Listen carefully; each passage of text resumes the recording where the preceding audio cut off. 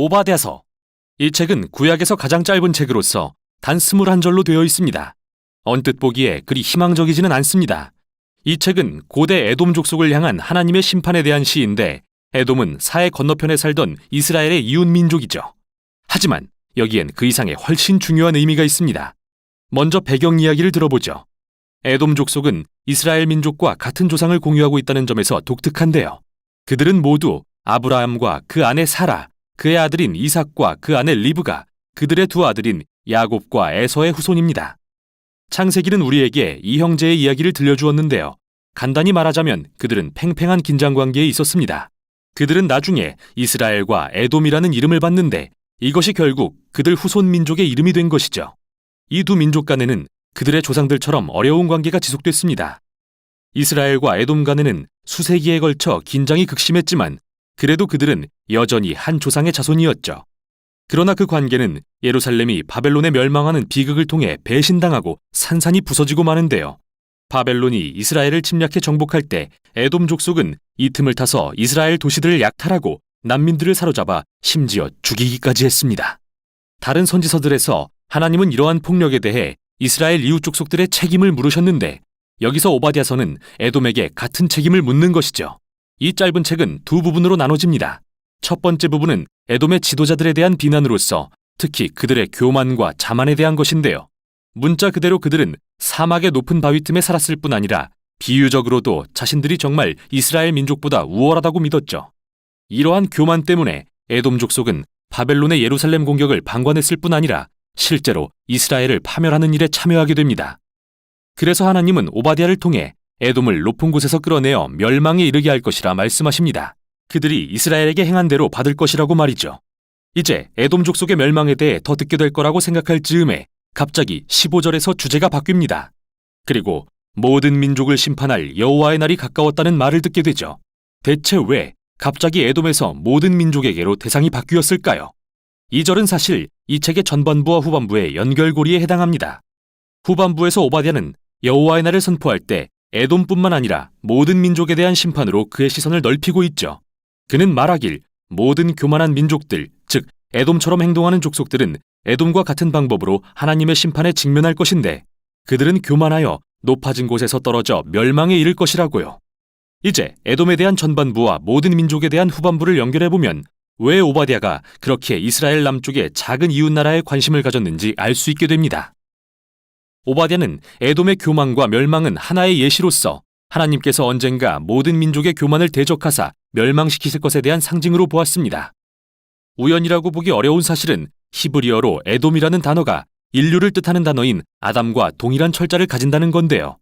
오바댜서에서 에돔의 흥망은 여호와의 날에 하나님의 공의가 모든 민족의 교만과 폭력을 심판하실 것을 보여주는 일종의 비유인 것이죠. 그러나 모든 선지서들처럼 이 책도 하나님의 심판이 최후의 내용은 아닙니다.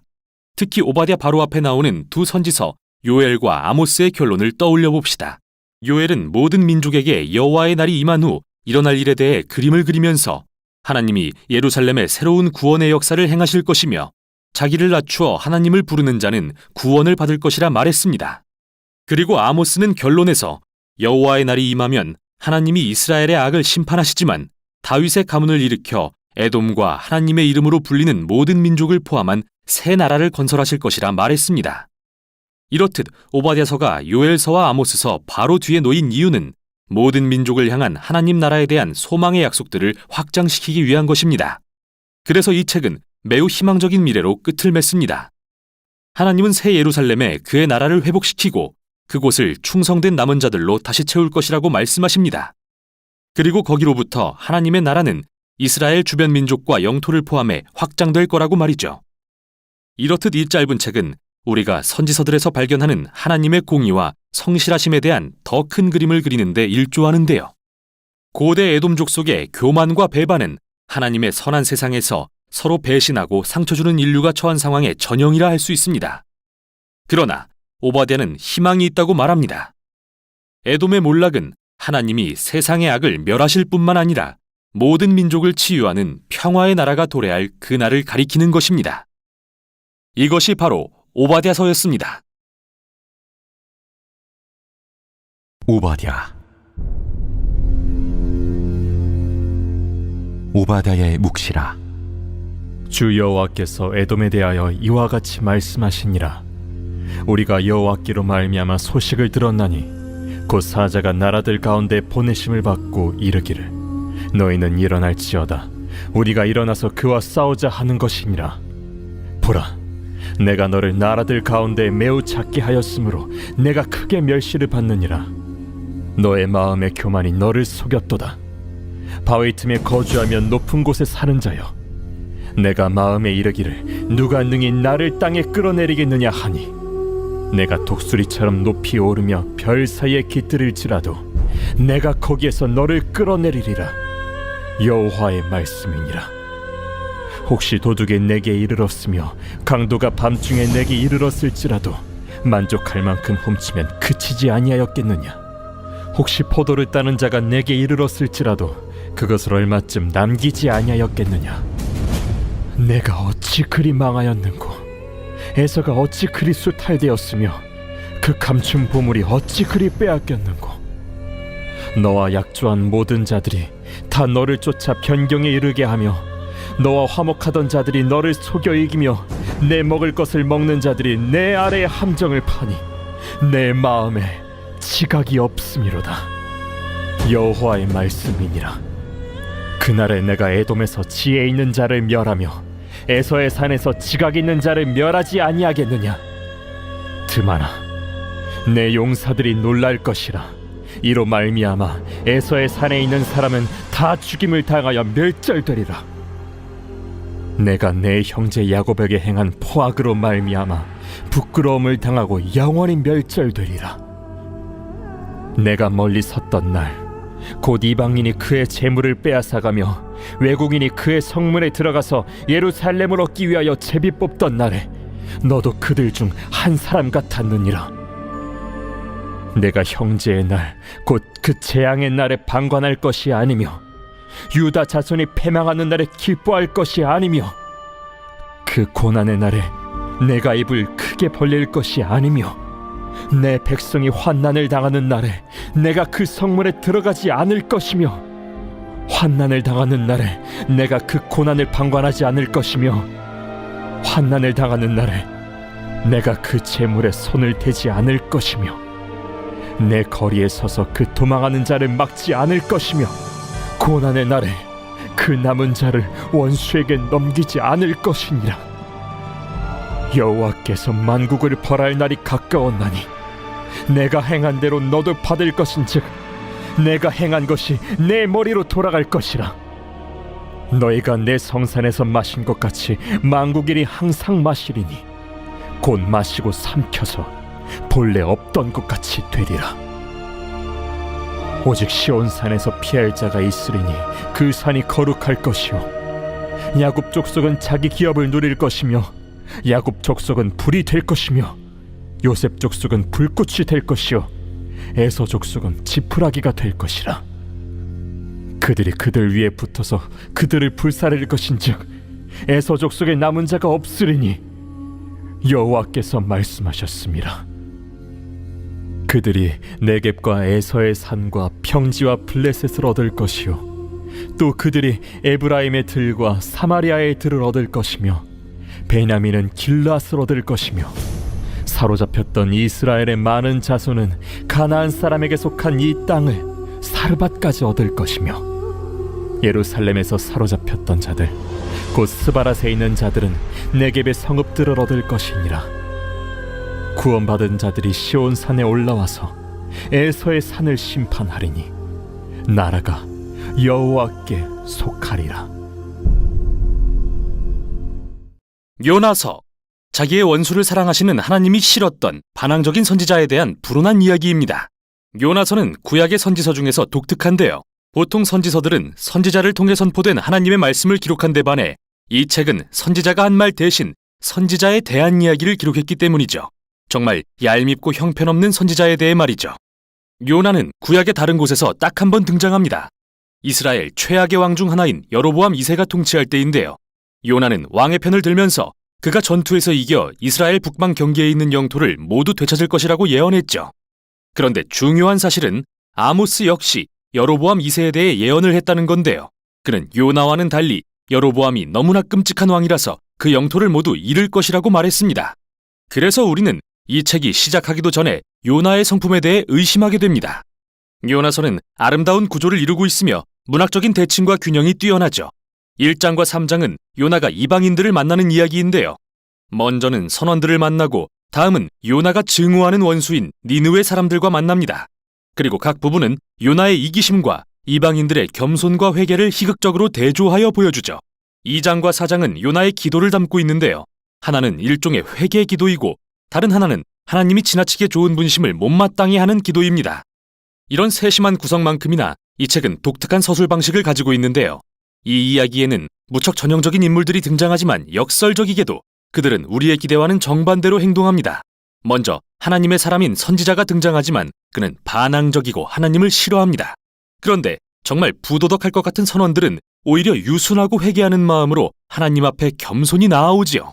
또 세상에서 가장 강력하고 잔인한 제국의 왕은 어떤가요? 그는 요나의 5마디뿐인 설교를 듣고 하나님 앞에 자신을 낮춥니다. 심지어 왕의 소떼마저 회개하죠. 이런 종류의 이야기를 우리는 풍자라고 부릅니다.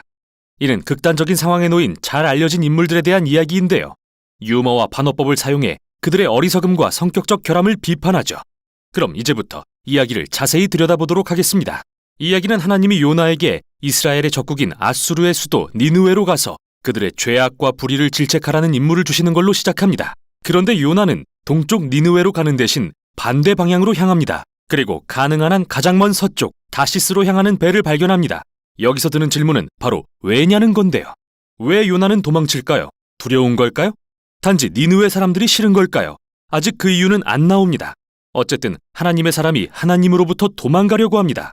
그는 이방 선원들이 가득한 배에 올라타고는 배 밑창으로 내려가 누워서 깊이 잠이 듭니다. 그러자 하나님은 큰 폭풍을 보내 그분의 선지자를 깨우시죠. 그때 역설적으로 가판 위의 선원들은 멀쩡하게 깨어서 무슨 일이 일어나고 있는지 다 깨닫고 있고요. 그들은 이 상황이 신의 능력에 의한 거라는 걸 분별할 줄 압니다. 그래서 그들은 제비를 뽑아 요나가 문제의 장본인이라는 것을 알아낸 뒤 그에게 자신이 누구인지 설명하라고 요구하자 요나는 종교적인 말들을 주절주절 늘어놓습니다. 나는 히브리 사람이요 바다와 육지를 지으신 하나님을 경외하는 사람이요 라고 말이죠. 이 얼마나 우스운 일입니까? 그래요. 하나님은 분명 바다와 육지를 만드셨죠. 그렇다면 요나는 이런 하나님께로부터 배를 타고 도망갈 만큼 멍청한 걸까요? 선원들이 요나에게 그들이 무엇을 해야 할지 묻자 그는 나를 바다에 던져 죽이시오 라고 말합니다. 언뜻 듣기에는 숭고해 보이지만 생각해보면 이는 요나의 가장 이기적인 행동임을 알 수 있죠. 니느웨로 가는 걸 피할 그보다 좋은 방법이 있었을까요? 결국 그는 선원들이 자신을 죽이도록 해서 죄 없는 이들의 손에 피를 묻히도록 했던 겁니다. 물론 그들은 내키지 않았지만 어쩔 수 없었고 요나를 바다에 던지면서도 하나님께 회개합니다. 폭풍은 잠잠해졌고 그들은 이제 이스라엘의 하나님을 경외하게 되었죠. 요나와 달리 선원들은 진정으로 하나님을 경배한 겁니다. 그러자 하나님은 니느웨로부터 도망치려던 요나의 계획을 꺾으시고 가라앉던 요나를 위해 기이한 바닷속의 무덤을 준비하셨는데요. 바로 큰 물고기의 뱃속이었죠. 만일 이게 정상적인 상황이었다면 요나는 틀림없이 죽었겠죠. 하지만 이 이야기에서는 모든 게 뒤바뀝니다. 바다민 요나의 죽음은 도리어 그가 다시 생명을 얻는 통로가 되는데요. 이 짐승의 뱃속에 갇힌 요나가 기도하기 시작합니다. 엄밀히 말해서 그는 하나님께 회개하지는 않지만 대신 자신을 버리시지 않은 것을 감사드립니다. 그리고 이제부터 어떤 상황에서든 하나님께 순종하겠다고 서원합니다. 그러자 하나님의 응답이 참 재밌는데요. 물고기가 요나를 육지로 토해내게 하신 겁니다. 그리고 하나님은 다시 한번 요나에게 니느웨로 가서 외치라고 명하시고 요나는 그렇게 합니다. 니느웨는 거대한 성읍이었기 때문에 다 돌아보려면 며칠을 걸어다녀야 했는데요. 도착한 첫날 요나는 이런 말씀을 전합니다. 40일이 지나면 니느웨가 무너질 것이다. 히브리어로는 5개의 단어인데요. 그의 설교는 매우 짧고 또 이상합니다. 무엇이 빠졌는지 살펴보면 니느웨 사람들의 죄가 무엇인지, 그들이 어떻게 반응해야 하는지, 누가 그들을 무너지게 할 것인지, 그리고 무엇보다 눈에 띄는 건 하나님에 대한 언급이 없다는 거죠. 대체 어떻게 된 걸까요? 요나가 일부러 최소한의 정보만 전달한 것일까요? 마치 자신의 예언을 자신 스스로 방해하려고 하는 것 같습니다.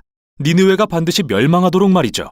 요나는 아무 노력도 수고도 하지 않습니다. 하지만 그의 동기가 무엇이든 간에 그의 계획대로 되지 않습니다. 왜냐하면 그가 이 5마디 설교를 하자마자 니느웨 왕과 그의 소떼를 포함한 성읍 전체가 슬퍼하며 잿더미에 앉아 회개하기 때문이죠. 이렇게 또 한 번 악한 이방인들이 도리어 하나님의 말씀에 반응하는 모습을 보여줍니다. 그분의 선지자보다 더 말이죠. 그래서 하나님은 니느웨 사람들을 용서하시고 그 성읍에 재앙을 내리지 않으십니다. 자, 이제 이 이야기가 얼마나 기발한지 알 수 있는 부분입니다. 요나의 짧은 설교의 마지막 단어인 무너지리라는 정확히는 뒤집어진다는 뜻인데, 이는 마치 소돔과 고모라의 경우처럼 성읍이 전복되고 파괴될 것이라는 말도 되지만 무언가가 변하다, 즉 뒤집히거나 정반대로 달라진다는 의미로도 사용될 수 있습니다. 그러니 우습게도 요나의 예언은 결국 실제가 됩니다. 그가 의도한 대로는 아니지만 니느웨가 정말 뒤집어진 것이죠. 그들의 회개와 하나님의 자비를 구하는 기도를 통해서 말이죠. 이제 마지막 장에서 모든 이야기들이 하나로 모여집니다. 요나는 머리끝까지 화가 나서 두 번째 기도를 드리는데요. 먼저 하나님께 자신이 1장에서 도망갔던 이유를 말합니다. 두려워서가 아니라 오히려 하나님이 얼마나 자비로운 분이신지 알았기 때문이라고 말이죠. 그리고 요나는 대단하게도 출애굽기에서 하나님이 스스로 자신을 설명하신 내용을 인용해 도리어 그분을 모욕합니다. 하나님은 자비로우셔서 이 악독한 니느웨 사람들마저도 용서할 뿐이라는 걸 안다고 말이죠. 요나의 말에서 진절머리가 난 게 느껴지네요. 그는 대화를 끊고 하나님께 그냥 그 자리에서 자신을 죽여달라고 말합니다. 그의 원수를 용서하시는 하나님을 따르느니 차라리 죽는 게 낫다면서요. 다행히 하나님은 요나의 원대로 해주지는 않으시고 내가 화를 내는 것이 옳으냐고 물어보십니다. 요나는 하나님의 질문을 무시하고 성읍 밖으로 나가 주변 언덕에 초막을 짓고 무슨 일이 일어나는지 보려고 기다립니다. 혹시 아나요? 니느웨 사람들이 회개한 걸 도로 뉘우치고 멸망하게 될지. 그때 정말 이상한 일이 일어납니다. 하나님이 박넝쿨로 요나를 위해 그늘을 만들어주시고 그는 매우 좋아합니다.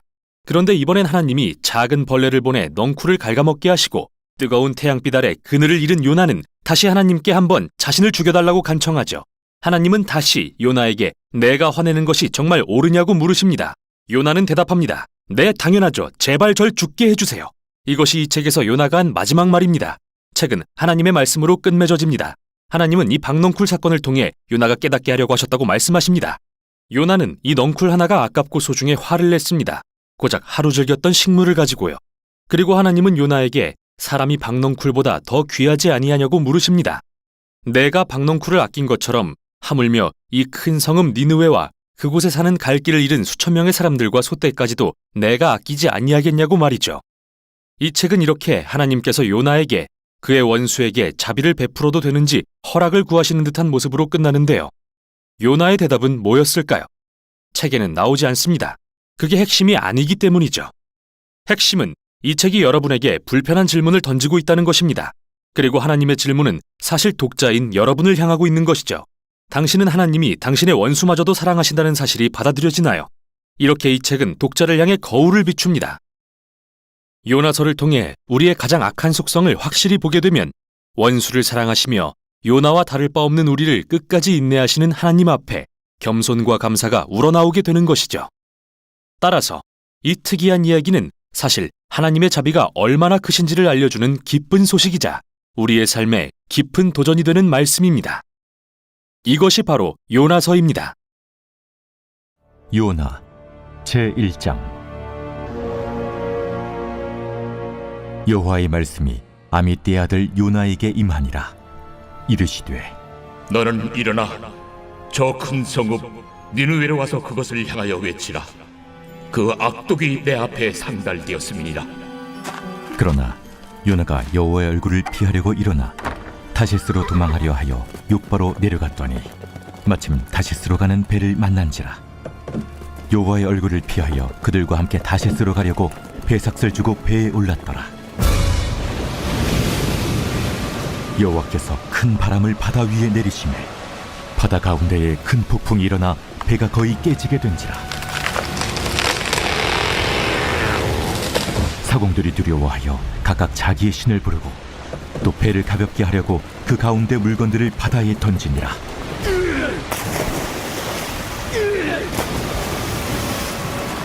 그러나 요나는 배 밑층에 내려가서 누워 깊이 잠이 든지라.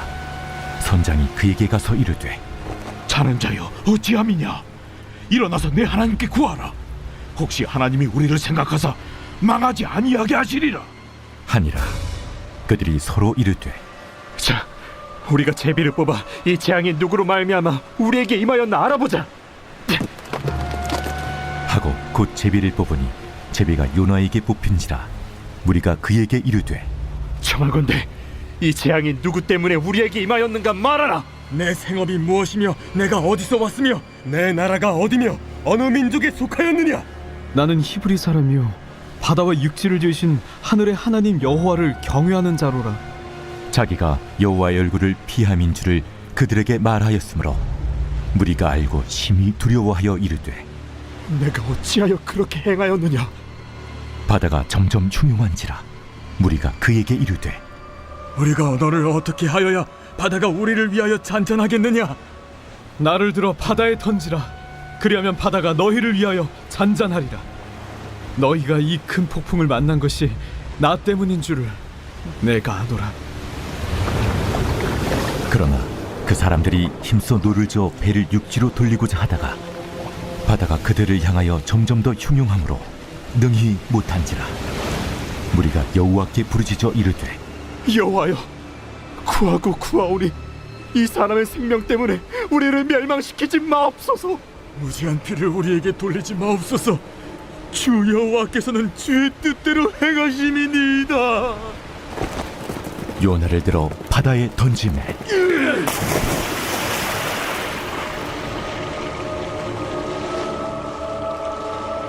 바다가 뛰노는 것이 곧 그친지라 그 사람들이 여호와를 크게 두려워하여 여호와께 제물을 드리고 서원을 하였더라. 여호와께서 이미 큰 물고기를 예비하사 요나를 삼키게 하셨습니다.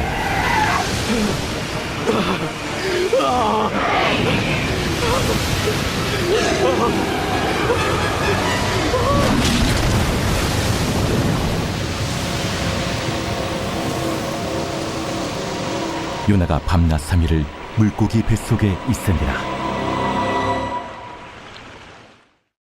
제2장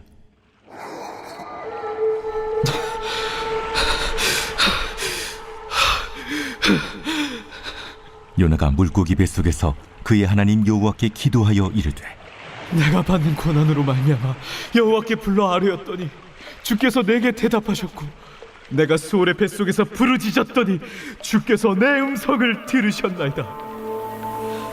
주께서 나를 깊음 속 바다 가운데에 던지셨으므로 큰 물이 나를 둘렀고 주의 파도와 큰 물결이 다 내 위에 넘쳤나이다. 내가 말하기를 내가 주의 목전에서 쫓겨났을지라도 다시 주의 성전을 바라보겠다 하였나이다. 물이 나를 영혼까지 둘러싸우며 깊음이 나를 에워싸고 바다풀이 내 머리를 감쌌나이다. 내가 산의 뿌리까지 내려가 싸우며 땅이 그 빗장으로 나를 오래도록 막아싸우나 나의 하나님 여호와여, 주께서 내 생명을 구덩이에서 건지셨나이다. 내 영혼이 내 속에서 피곤할 때에 내가 여호와를 생각하였더니 내 기도가 주께 이르러 싸우며 주의 성전을 비쳤나이다. 거짓되고 헛된 것을 숭상하는 모든 자는 자기에게 베푸시는 은혜를 버려 싸우나 나는 감사하는 목소리로 주께 제사를 드리며 나의 서원을 주께 갚겠나이다. 구원은 여호와께 속하였나이다. 여호와께서 그 물고기에게 말씀하시매 요나를 육지에 토하니라.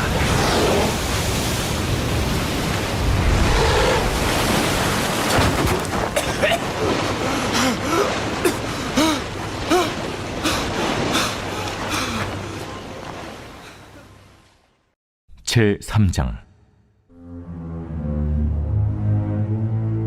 여호와의 말씀이 두 번째로 요나에게 임하니라. 이르시되 일어나 저 큰 성읍 니느웨로 가서 내가 내게 명한 말을 그들에게 선포하라. 요나가 여호와의 말씀대로 일어나서 니느웨로 가니라. 니느웨는 사흘 동안 걸을 만큼 하나님 앞에 큰 성읍이더라. 요나가 그 성읍에 들어가서 하루 동안 다니며 외쳐 이르되 40일이 지나면 니느웨가 무너지리라. 40일이 지나면 니느웨가 무너지리라. 40일이 지나면 니느웨가 무너지리라. 니느웨 사람들이 하나님을 믿고 금식을 선포하고 높고 낮은 자를 막론하고 굵은 베옷을 입은지라. 그 일이 니느웨 왕에게 들리매 왕이 보좌에서 일어나 왕복을 벗고 굵은 베옷을 입고 제 위에 앉으니라. 왕과 그의 대신들이 조소를 내려 니느웨에 선포하여 이르되 사람이나 짐승이나 소떼나 양떼나 아무것도 입에 대지 말지니 곧 먹지도 말 것이요 물도 마시지 말 것이며 사람이든지 짐승이든지 다 굵은 베옷을 입을 것이요 힘써 하나님께 부르짖을 것이며 각기 악한 길과 손으로 행한 강포에서 떠날 것이라. 하나님이 뜻을 돌이키시고 그 진노를 그치사 우리가 멸망하지 않게 하시리라. 그렇지 않을 줄을 누가 알겠느냐.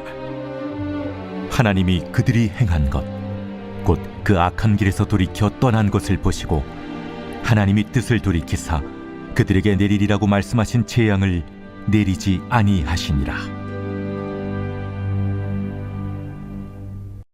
제4장.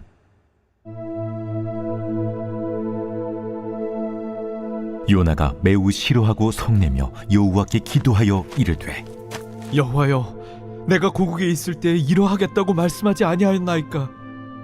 그러므로 내가 빨리 다시스로 도망하였사오니 주께서는 은혜로우시며 자비로우시며 노하기를 더디하시며 인애가 크시사 뜻을 돌이켜 재앙을 내리지 아니하시는 하나님이신 줄을 내가 알았음이니이다.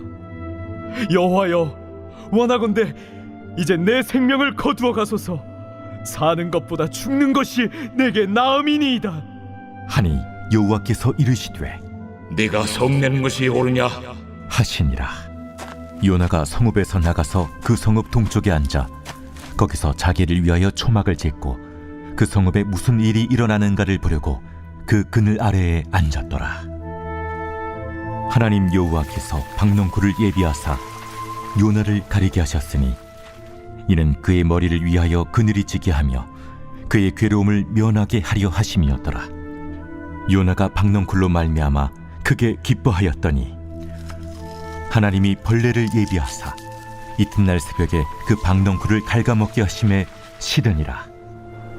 해가 뜰 때에 하나님이 뜨거운 동풍을 예비하셨고 해는 요나의 머리에 쪼임에 요나가 혼미하여 스스로 죽기를 구하여 이르되 사는 것보다 죽는 것이 내게 나으니이다.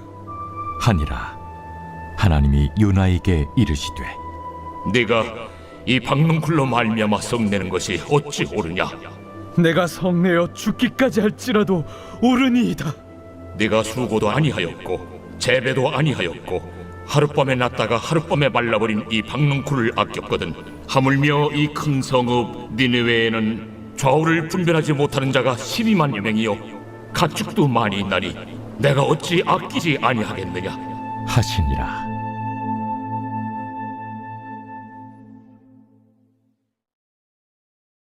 미가서입니다.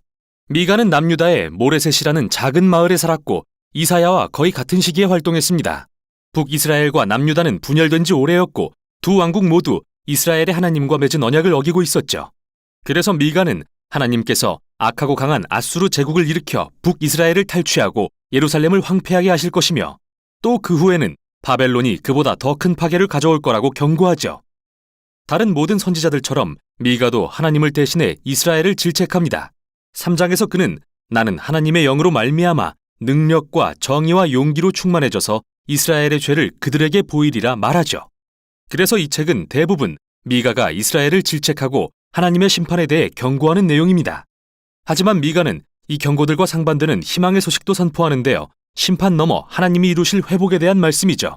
그럼 이제부터 어떻게 전개되는지 자세히 살펴보겠습니다. 처음 두 부분은 이스라엘과 이스라엘의 지도자들에 대한 미가의 질책과 경고인데요. 첫 번째 부분은 이스라엘에 자신을 나타내시는 하나님을 시적으로 묘사하며 시작됩니다. 마치 신의 산에서 그러셨듯 불과 연기와 지진으로 말이죠. 그러나 하나님은 이번에는 언약을 맺으러 오신 게 아닙니다. 500년 넘게 계속된 이스라엘의 반역을 심판하러 오신 것입니다. 미가는 이 모든 반역의 장본인인 이스라엘의 마을과 도시의 이름을 낱낱이 열거하면서 하나님이 그들 때문에 오신다고 말합니다. 그런데 왜일까요? 미가는 이스라엘 지도자들의 심기를 건드리는데요. 그들이 절도와 탐욕으로 부유해졌다고 질책하면서 열왕기상 21장에 나오는 나봇의 포도원을 훔친 아합의 이야기를 넌지시 언급합니다. 뿐만 아니라 그는 부패한 이스라엘 선지자들도 지적하는데요.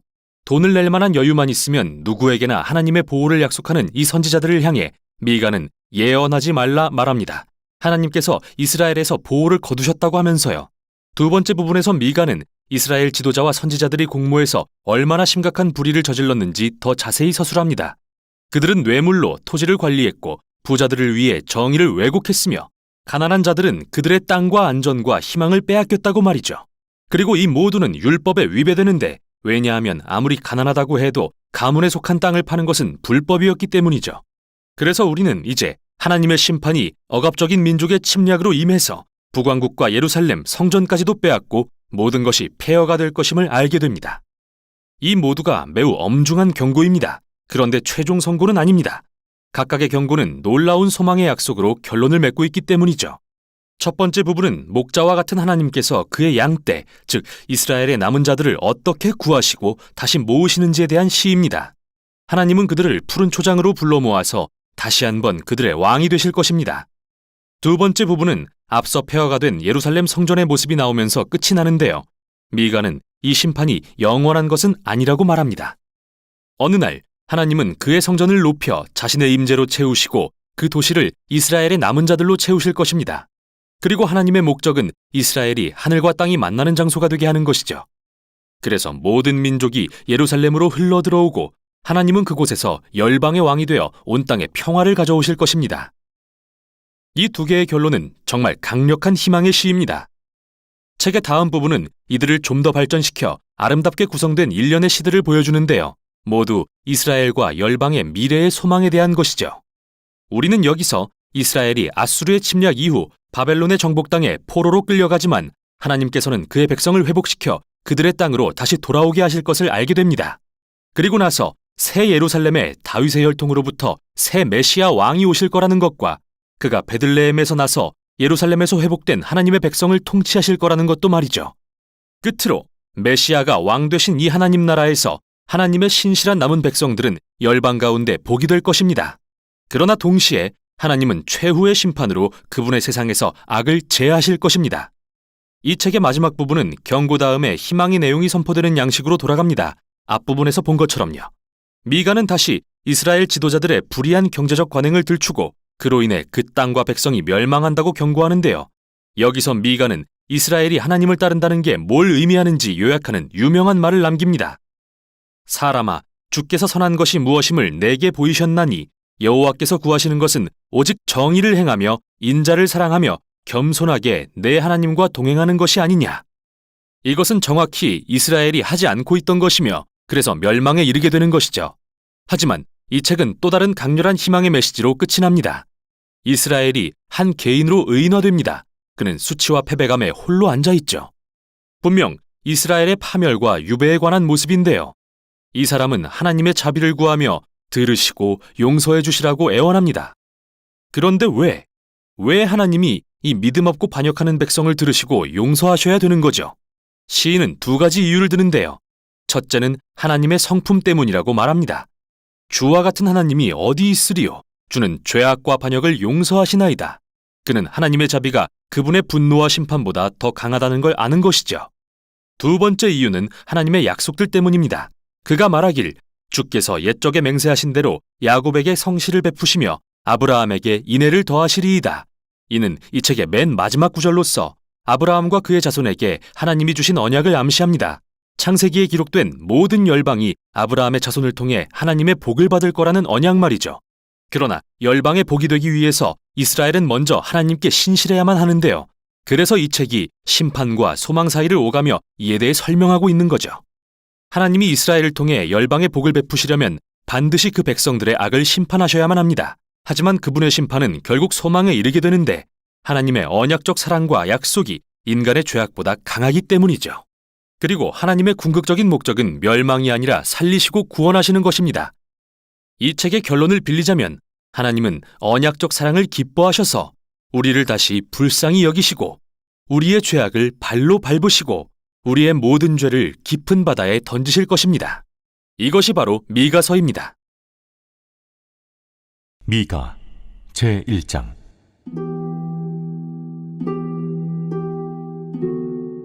유다의 왕들 요담과 아하스와 히스기야 시대에 모레셋 사람 미가에게 임한 여호와의 말씀, 곧 사마리아와 예루살렘에 관한 묵시라.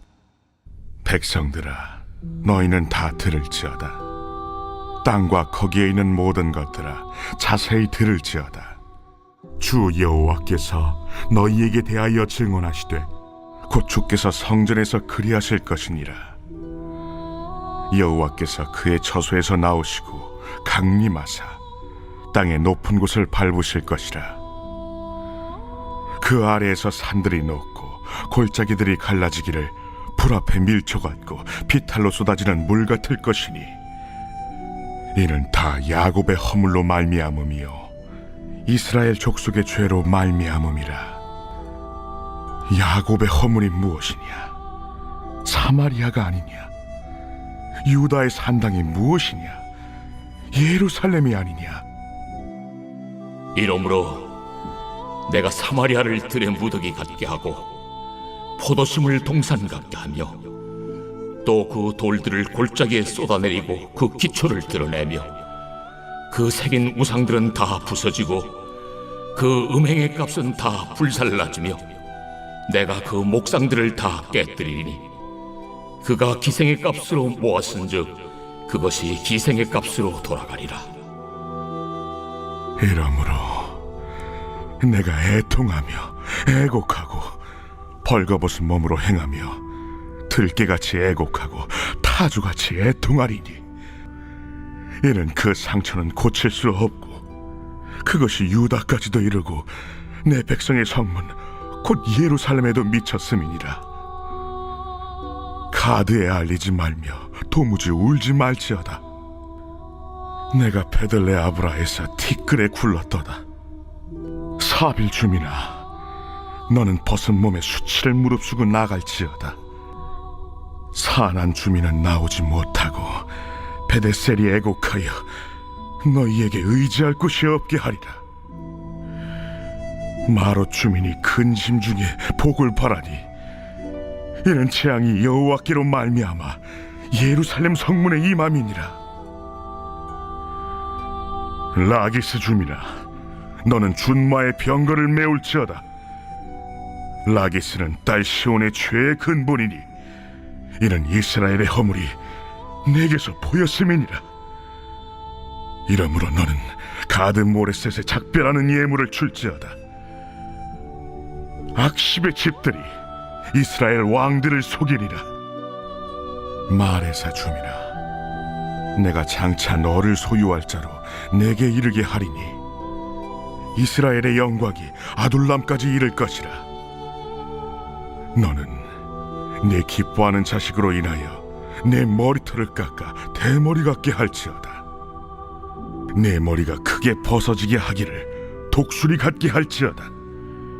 이는 그들이 사로잡혀 너를 떠났음이라.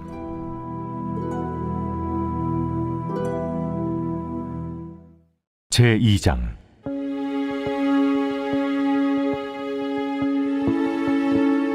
그들이 침상에서 죄를 꾀하며 악을 꾸미고 날이 밝으면 그 손에 힘이 있으므로 그것을 행하는 자는 화 있을진저. 밭들을 탐하여 빼앗고 집들을 탐하여 차지하니 그들이 남자와 그의 집과 사람과 그의 산업을 강탈하도다.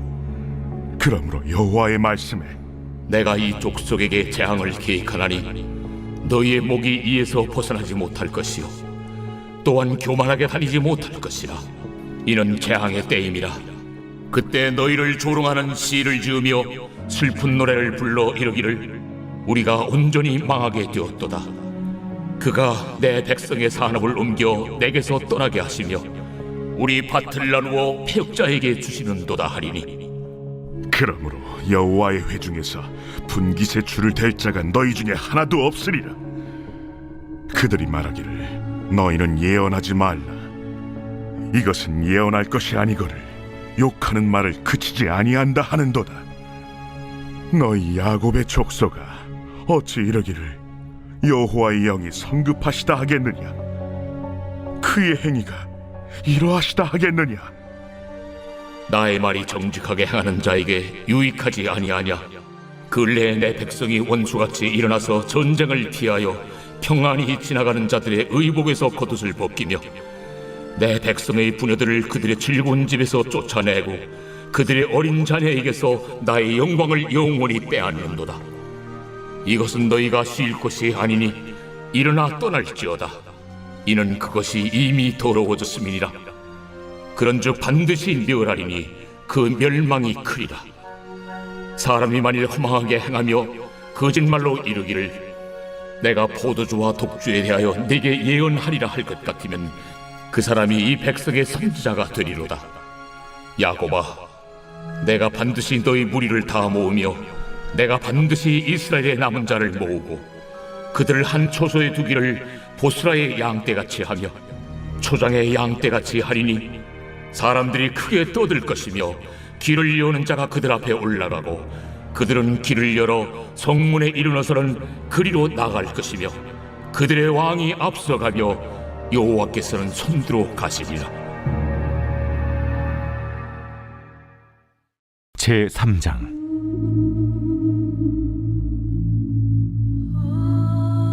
내가 또 이르노니 야곱의 우두머리들과 이스라엘 족속의 통치자들아 들으라.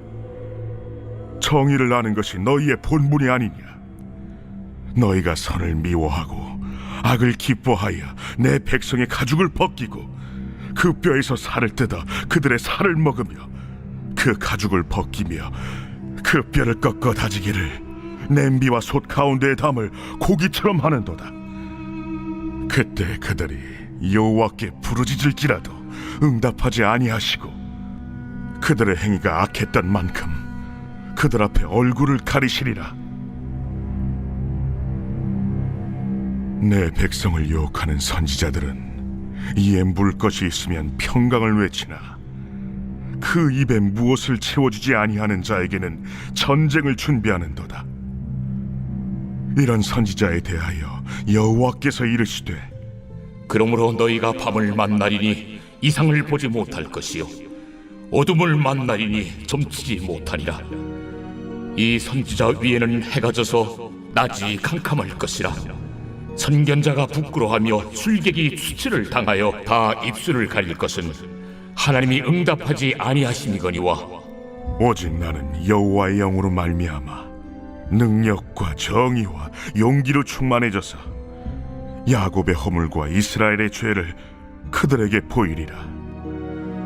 야곱 족속의 우두머리들과 이스라엘 족속의 통치자들 곧 정의를 미워하고 정직한 것을 굽게 하는 자들아, 원하노니 이 말을 들을지어다.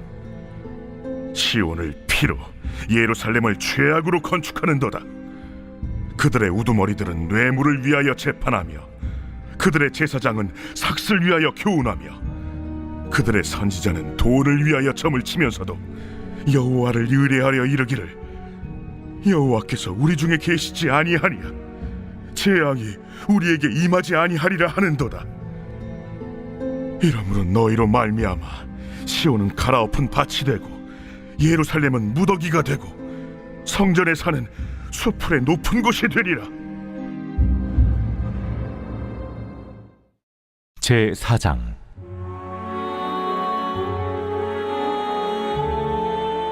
끝날에 이르러는 여호와의 전의 살이 산들의 꼭대기에 굳게 서며 작은 산들 위에 뛰어나고 민족들이 그리로 몰려갈 것이라. 곧 많은 이방 사람들이 가며 이르기를 오라, 우리가 여호와의 산에 올라가서 야곱의 하나님의 전에 이르자. 그가 그의 도를 가지고 우리에게 가르치실 것이니라.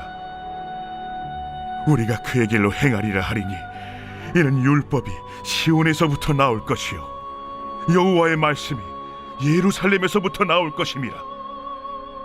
그가 많은 민족들 사이의 일을 심판하시며 먼 곳 강한 이방 사람을 판결하시리니 무리가 그 칼을 쳐서 보습을 만들고 창을 쳐서 낫을 만들 것이며 이 나라와 저 나라가 다시는 칼을 들고 서로 치지 아니하며 다시는 전쟁을 연습하지 아니하고 각 사람이 자기 포도나무 아래와 자기 무화과 나무 아래에 앉을 것이라. 그들을 두렵게 할 자가 없으리니 이는 만군의 여호와의 입이 이같이 말씀하셨음이라.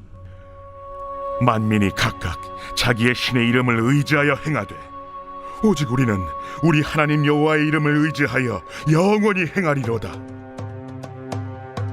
여호와께서 말씀하시되 그날에는 내가 저는 자를 모으며 쫓겨난 자와 내가 환난 받게 한 자를 모아 발을 저는 자는 남은 백성이 되게 하며 멀리 쫓겨났던 자들이 강한 나라가 되게 하고 나 여호와가 시온산에서 이제부터 영원까지 그들을 다스리리라.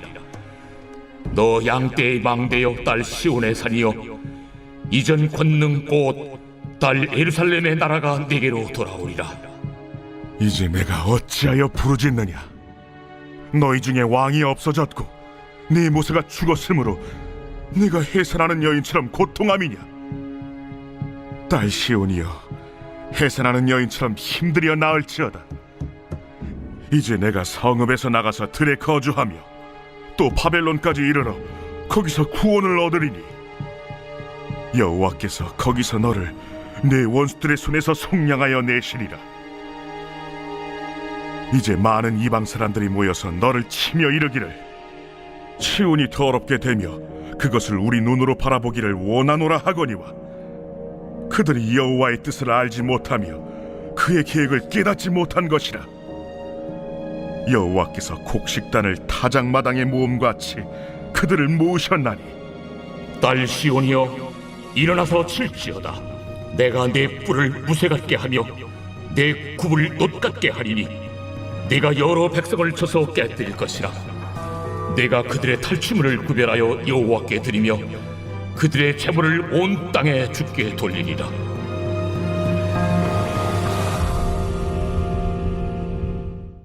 제5장.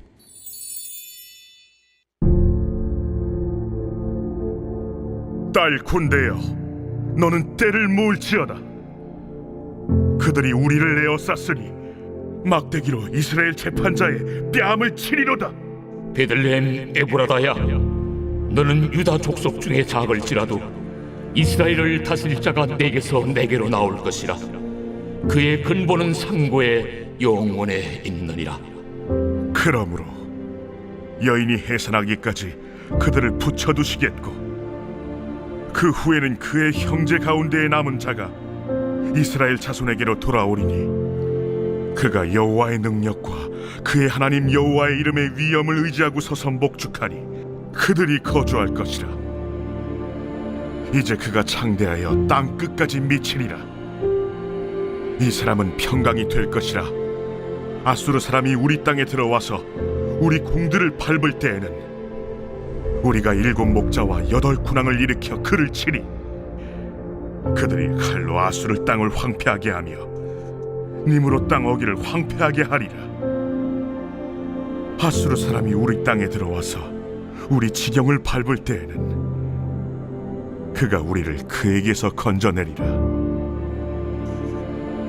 야곱의 남은 자는 많은 백성 가운데 있으리니 그들은 여호와께로부터 내리는 이슬 같고 풀 위에 내리는 탄비 같아서 사람을 기다리지 아니하며 인생을 기다리지 아니할 것이며 야곱의 남은 자는 여러 나라 가운데와 많은 백성 가운데에 있으리니 그들은 수풀의 짐승들 중에 사자 같고 양떼 중에 젊은 사자 같아서 만일 그가 지나간즉 밟고 찢으리니 능히 구원할 자가 없을 것이라. 내 손이 내 대적들 위에 들려서 내 모든 원수를 진멸하기를 바라노라. 여호와께서 이르시되 그날에 이르러는 내가 내 군마를 네 가운데서 멸절하며 내 병거를 부수며 내 땅의 성읍들을 멸하며 내 모든 견관성을 무너뜨릴 것이며 내가 또 복수를 네 손에서 끊으리니 내게 다시는 점쟁이가 없게 될 것이며 내가 새긴 우상과 주상을 너희 가운데서 멸절하리니 내가 내 손으로 만든 것을 다시는 섬기지 아니하리라. 내가 또 내 아세라 목상을 너희 가운데서 빼버리고 내 성읍들을 멸할 것이며 내가 또 진노와 분노로 순종하지 아니한 나라에 갚으리라 하셨느니라. 제6장.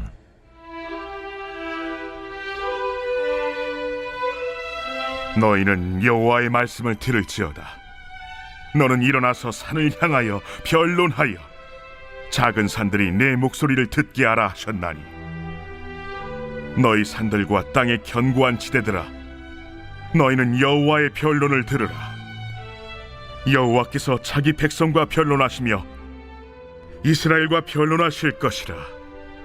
이르시기를 내 백성아, 내가 무엇을 네게 행하였으며 무슨 일로 너를 괴롭게 하였느냐? 너는 내게 증언하라. 내가 너를 애굽 땅에서 인도해내어 종노릇하는 집에서 속량하였고 모세와 아론과 미리암을 내 앞에 보냈느니라. 내 백성아, 너는 모압 왕 발락이 꾀한 것과 부올의 아들 발람이 그에게 대답한 것을 기억하며 시딤에서부터 길갈까지 이를 기억하라. 그리하면 나 여호와가 공의롭게 행한 일을 알리라. 하실 것이니라. 내가 무엇을 가지고 여호와 앞에 나아가며 높으신 하나님께 경배할까? 내가 번제물로 1년 된 송아지를 가지고 그 앞에 나아갈까? 여호와께서 천천의 순양이라 만만의 강물 같은 기름을 기뻐하실까? 내 허물을 위하여 내 맏아들을 내 영혼의 죄로 말미암아 내 몸의 열매를 드릴까? 사람아, 주께서 선한 것이 무엇임을 내게 보이셨나니 여호와께서 내게 구하시는 것은 오직 정의를 행하며 인자를 사랑하며 겸손하게 내 하나님과 함께 행하는 것이 아니냐. 여호와께서 성읍을 향하여 외쳐 부르시나니 지혜는 주의 이름을 경외함이니라. 너희는 내가 예비되었나니 그것을 정하신 이가 누구인지 들을지니라. 악인의 집에 아직도 불의한 재물이 있느냐? 축소시킨 가증한 에바가 있느냐? 내가 만일 부정한 저울을 썼거나 주머니에 거짓 저울 줄을 두었으면 깨끗하겠느냐? 그 부자들은 강포가 가득하였고 그 주민들은 거짓을 말하니 그 혀가 입에서 거짓되도다. 그러므로 나도 너를 쳐서 병들게 하였으며 네 죄로 말미암아 너를 황폐하게 하였나니 네가 먹어도 배부르지 못하고 항상 속이 빌 것이며 네가 감추어도 보존되지 못하겠고 보존된 것은 내가 칼에 붙일 것이며 네가 씨를 뿌려도 추수하지 못할 것이며 감람 열매를 밟아도 기름을 네 몸에 바르지 못할 것이며 포도를 밟아도 술을 마시지 못하리라. 너희가 오므리의 율례와 아합 집의 모든 예법을 지키고 그들의 전통을 따르니 내가 너희를 황폐하게 하며 그의 주민을 사람의 조석거리로 만들리라. 너희가 내 백성의 수욕을 담당하리라.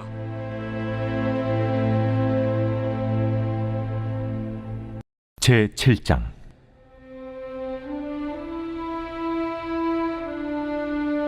재앙이로다 나여.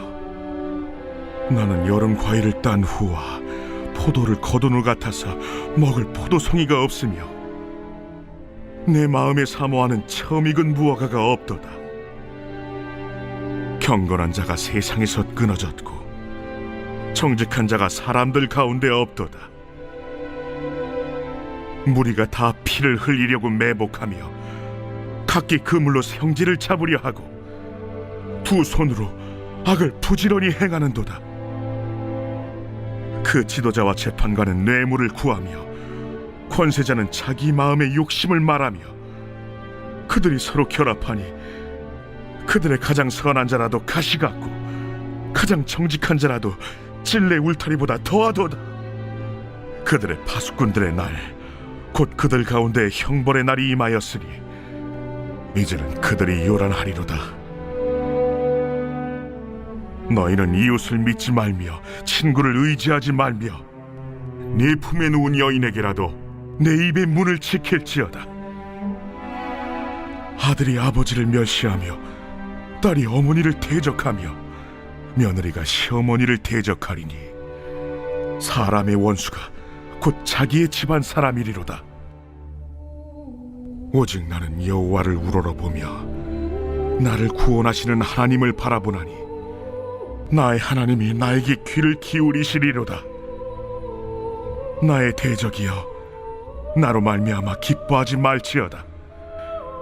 나는 엎드러질지라도 일어날 것이요 어두운 데 앉을지라도 여호와께서 나의 빛이 되실 것이미로다. 내가 여호와께 범죄하였으니 그의 진도를 당하려니와 마침내 주께서 나를 위하여 논쟁하시고 심판하시며 주께서 나를 인도하사 광명에 이르게 하시리니 내가 그의 공의를 보리로다. 나의 대적이 이것을 보고 부끄러워하리니 그는 전에 내게 말하기를 내 하나님 여호와가 어디 있느냐 하던자라. 그가 거리에 진흙같이 밟히리니 그것을 내가 보리로다. 내 성벽을 건축하는 날 곧 그날에는 지경이 넓혀질 것이라. 그날에는 아수르에서 애굽 성읍들에까지, 애굽에서 강까지, 이 바다에서 저 바다까지, 이 산에서 저 산까지의 사람들이 내게로 돌아올 것이나 그 땅은 그 주민의 행위의 열매로 말미암아 황폐하리로다. 원하건대 주는 주의 지팡이로 주의 백성 곧 갈멜 속 삼림에 홀로 거주하는 주의 기업의 양떼를 먹이시되 그들을 옛날같이 바산과 길르앗에서 먹이시옵소서. 이르시되 네가 애굽 땅에서 나오던 날과 같이 내가 그들에게 이적을 보이리라 하셨느니라. 이르되 여러 나라가 보고 자기의 세력을 부끄러워하여 손으로 그 입을 막을 것이요 귀는 막힐 것이며 그들이 뱀처럼 티끌을 핥으며 땅에 기는 벌레처럼 떨며 그 좁은 구멍에서 나와서 두려워하며 우리 하나님 여호와께로 돌아와서 주로 말미암아 두려워하리이다. 주와 같은 신이 어디 있으리이까? 주께서는 죄악과 그 기업에 남은 자의 허물을 사유하시며 인애를 기뻐하심으로 진노를 오래 품지 아니하시나이다. 다시 우리를 불쌍히 여기셔서 우리의 죄악을 발로 밟으시고 우리의 모든 죄를 깊은 바다에 던지시리이다.